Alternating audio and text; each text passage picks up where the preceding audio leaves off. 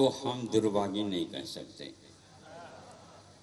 इसलिए नहीं कह सकते, उन्होंने जो कहा वो मंतव्य अलग था, किंतु हमने उनको कहने के लिए कहा था कि हम जो बात करते हैं उस सब लोगों के पास पहुंचा दो ताकि थोड़े से न्यूज़ टाइप हो जाए। और चूंकि उनके कहने की अपनी पद्धति है, नहीं समझे, शादी जब होती है, राग रंगीन की बात होती है, उस समय में कुछ गालियां होती, पता है, हमने सुना था, सही बात है, उसी के आदि है ये, वो जानते हैं, इसलिए उन्होंने आपको सद्भाग महाभाग न कह करके दुर्भागी कहते हैं। ये आपको अच्छा लगा तो कोई बात नहीं, रख लो, नहीं है तो हमने उनको कहा था कि थोड़े बहुत सेल्समैन होता है ना, हाँ, तो ऐसा है कि उसके बिना आज कोई भी बिकता नहीं, और हम तो बहुत दिन हो गए, इसलिए कहाँ का बाल क्या है इतना तो जानते हैं, लेकिन किस प्रकार किस निम्न प्रस्तुति कर रहा है वो आवश्यक है। पहले इनको सेल्समैन नहीं कहते थे, पहले के लोग जो होते थे वो क्या करते थे, भैया बंजी के लिए भेज दो, बंजी के लिए। हमने इसी प्रकार कई लोगों को बंजी के लिए भेजा था, अब वो राजस्थान से इधर आए।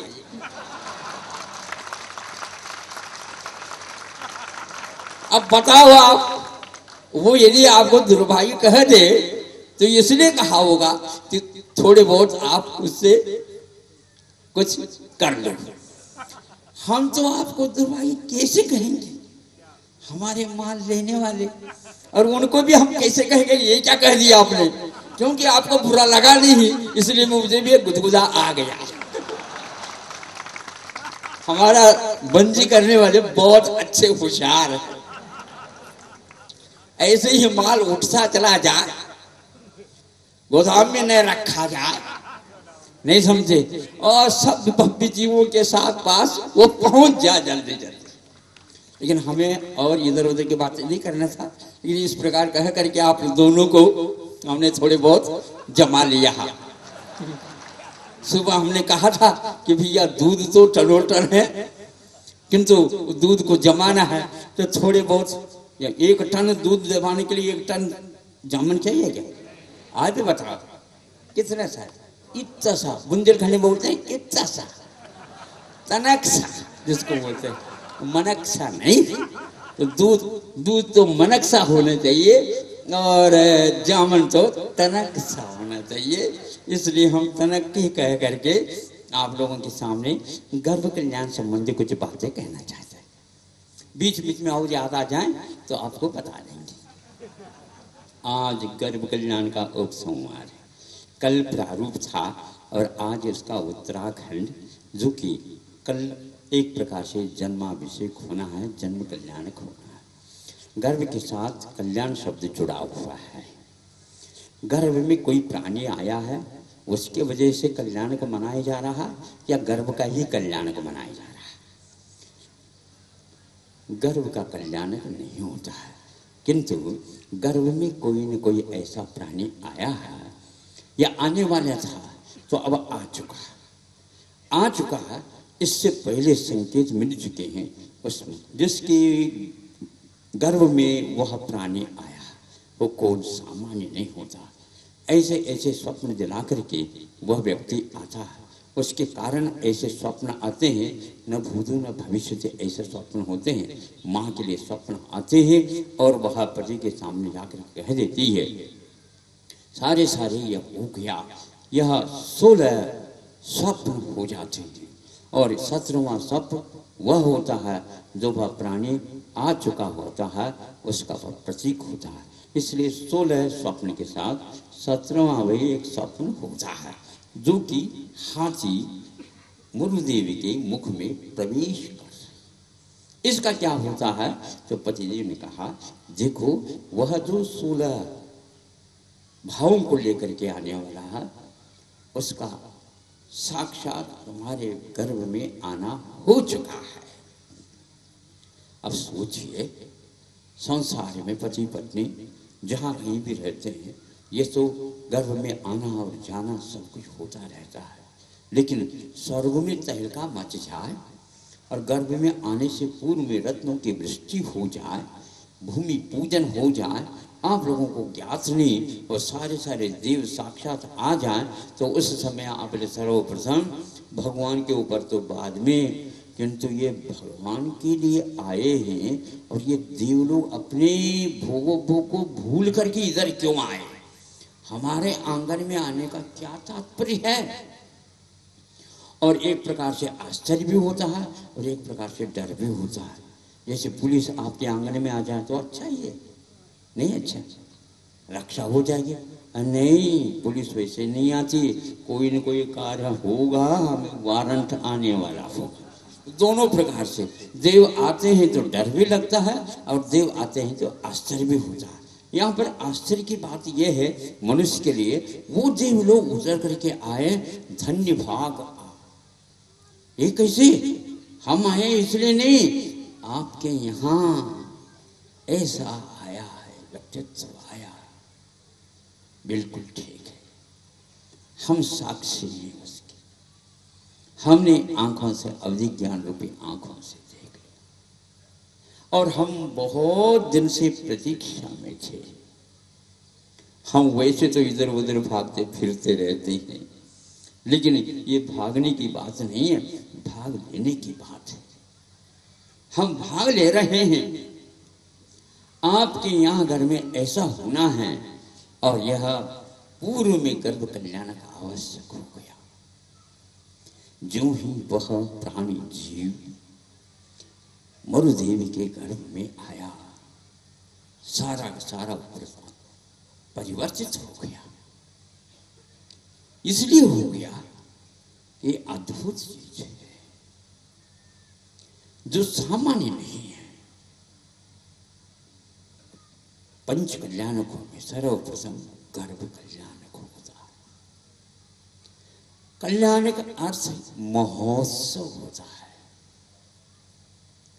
जिनके 5 निमित्त को लेकर के महोत्सव ही होता है।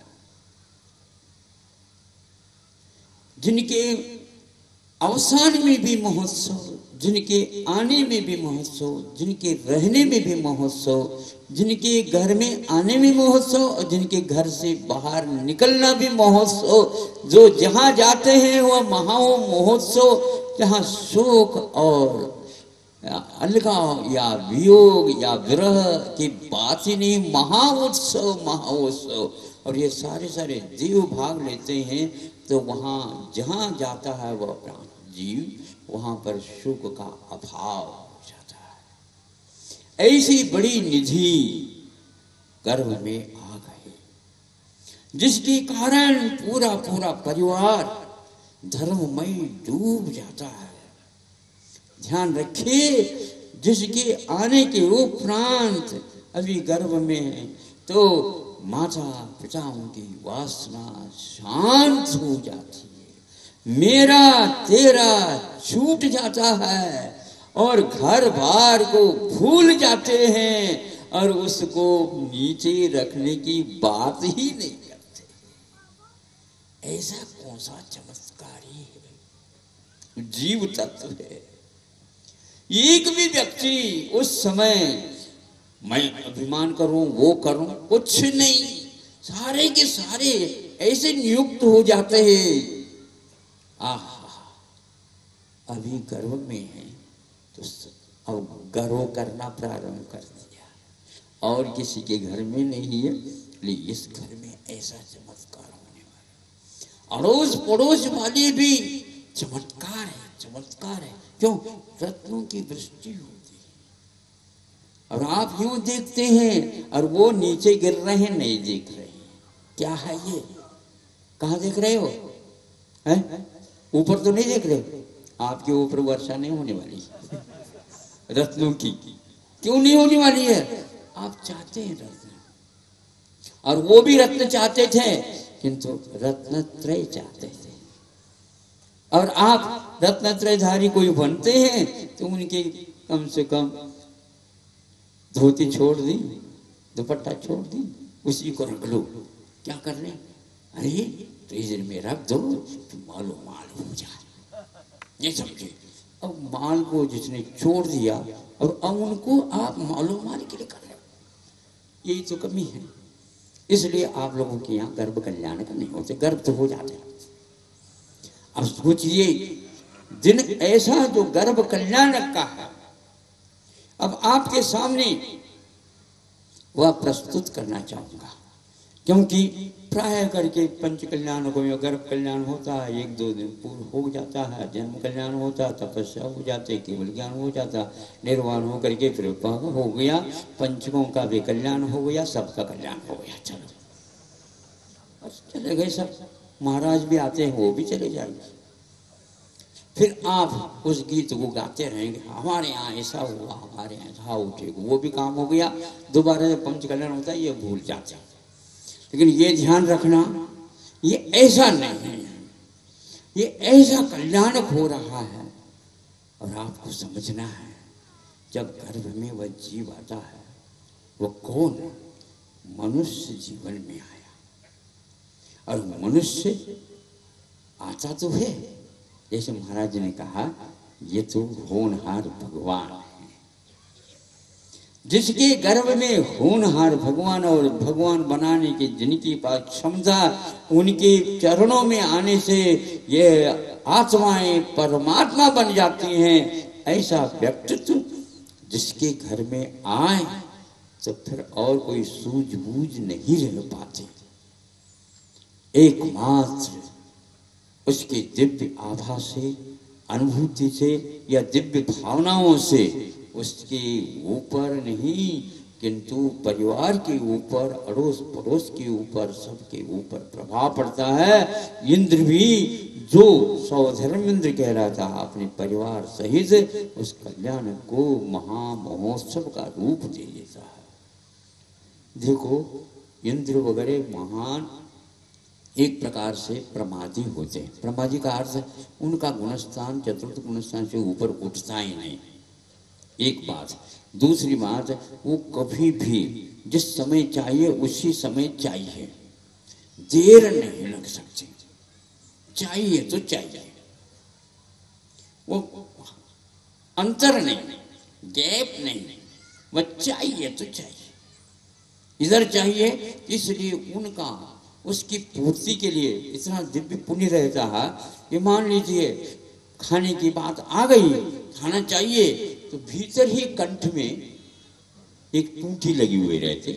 आपके पास सामने टूटी समझते हो, नल में, तो ये नल में टूटी लगा दी, तो फिर दी, एक गिलास भर लिया, फिर बाद में ले लिया, फिर बाद में आपका प्यास बुझेगी। उनके यहाँ ऐसा नहीं, उनके यहाँ नल का फिटिंग तो है यहीं पर, बस मानसिक खोज होता उनका, केवल कल्पना नहीं, तो मन में आया ही नहीं, झर गया, टैबलेट टाइप नीचे पहुंच गया, और बरसों तक कोई आवश्यकता नहीं, लेकिन वह सहन नहीं कर सकते। और आप लोग बैठ कर पी रहे होगा पानी, नहीं है ना? कहीं नहीं, बाद में देख लेंगे। कभी कभी होता है क्या है, यदि मान लो प्रवचन की मर्यादा ज्यादा बढ़ जाए तो अंतों भी छूट जाए।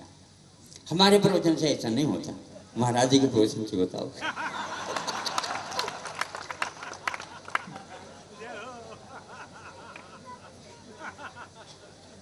ये यहाँ पर तो पंच कल्याण में कई लोग आए हैं, शाम को भोजन तो करेंगे, इसलिए हम इसमें अंतराय कर्म का बंध नहीं करना चाहते। यज्ञ कर्णम अंतराय से, ऐसे क्यों?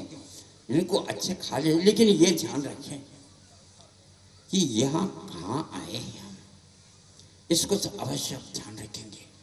तो वह व्यक्ति एक प्रकार से जब गर्भ में आया, तो गर्भ में आया तो यह से उत्पन्न हो गया। इस प्रकार गर्भ में जब जीव आता है, भविष्य में वो क्या करेगा आपको क्या नहीं, दिव्य विज्ञान के द्वारा जाना जा सकता, देखा जा सकता। लेकिन आज आप लोग गर्भ कल्याण को मना रहे हो, किंतु गर्भ में जो जीव आते हैं उनका गर्भपात भी किया जाता है। ये क्या है? आपको कहाँ पुण्य लगेगा? ऐसा नहीं लग सकता। आप लोकतंत्र में जी रहे हो, आपको ये चाहिए गर्भ यदि रह गया है जब तक पूर्ण न हो, और माँ और वो बच्चा दोनों सही सही रहे, इस प्रकार का ख्याल आप लोगों को रखना है, नहीं तो आप जैन कहने योग्य नहीं हो सकते। यह एक प्रकार से आपको मैं दुर्भाग्य नहीं कह रहा हूँ, लेकिन आप अपने आप को जैन टाइटल रखोगे तो वह ठीक नहीं लगता, क्योंकि यह एक संगी पंचेंद्रीय मनुष्य जो जन्म लेने के लिए है, वह ये सोच रहा कि कब जन्म हो और कब मैं इस जन्म के प्रारंभिक रूप को देख लूं, लेकिन उसको भरोसा नहीं है। उसका भरोसा यह है कि पेट के भीतर ही रह जाता है, और उसका क्या होता है भगवान जानते हैं, आप लोग नहीं जानते। ये चीज ऐसी आ रही है सामने, यद्यपि इसमें रोक ठाक काफी हो गया बताते हैं, लेकिन फिर भी आप समझो, आपने पुरुषार्थ काम पुरुषार्थ किया है, उसके लिए, केवल वासना के लिए नहीं। आदिनाथ पुराण में कहा गया है, यह विवाह पद्धति वासना की तृप्ति के लिए नहीं, किंतु सही सत पात्र जिसको बोलना चाहिए, सत संतान की प्राप्ति के लिए ये है। लड़का होगा तो घर संभालेगा, और लड़की होगी तो यहाँ पर रहेगी तब तक तो संभालेगी, फिर इसके उपरांत जहाँ जाएगी उस परिवार को संभालेगी, वह गृह लक्ष्मी बनेगी, ध्यान रखो। किंतु सोनोग्राफी के माध्यम से ये पहले देख लिया जाता है, लड़का है क्या लड़की है, लड़की है तो ठीक है, लड़का है तो रखो, क्योंकि उससे दहेज मिलने वाली है और उससे तो देना पड़ेगा। हाँ, देना पड़ेगा, तो प्राण तो हम दे सकते हैं, लेकिन वो नहीं दे सकेंगे। क्या क्या वो नहीं देख सकते हैं। आपके कान दूर है, इसलिए तो हमने कहा सब लोगों को देखने में आ जा, वीडियो में उतर रहा होगा, उतर रहा, देख ले लो बाहर में, बस इससे तो देना पड़ेगा और इससे तो बस हिसाब किताब लगाते हैं आप बढ़िया लोग। नहीं, उस पुराण में लिखा है, नहीं, सत संतान के माध्यम से अनेकों व्यक्तियों का कल्याण हो सकता है।